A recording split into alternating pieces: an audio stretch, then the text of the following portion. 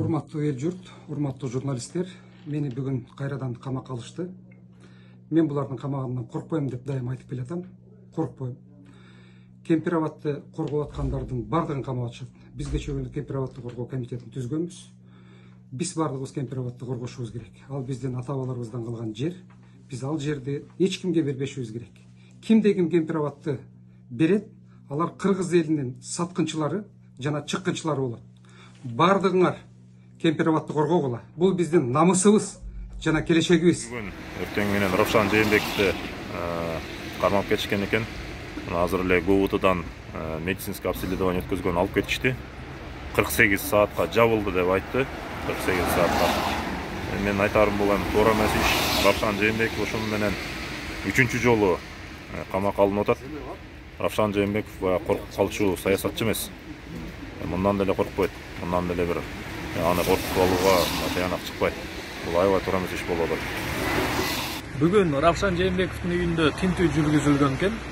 Тинтүүнүн жыйынтыгында үйүнөн Адилет Балтабай, активист, СИЗОдон жазган 1-2 кагаз табылган, ошону алышкан.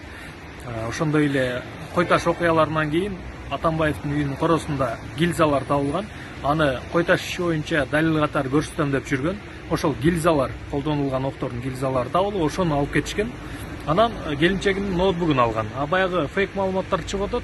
Көп курал жарак табылды, көп акча табылды деп. Мунун баары чындыкка дал келбейт.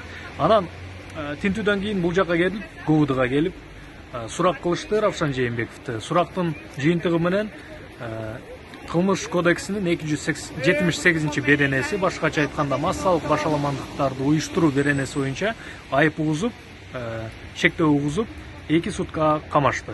Көрсө кече иш козголгон экен аталган берене боюнча. Себеби жарандар, анын арасында Равшан Жээнбеков чогулуп, комитет, Кемпир абадты коргоо комитетин түзүшкөн экен.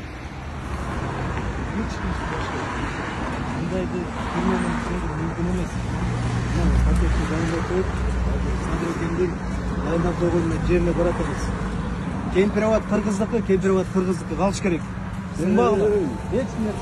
Сүйлөң ак зордун муну. Зачем эмес?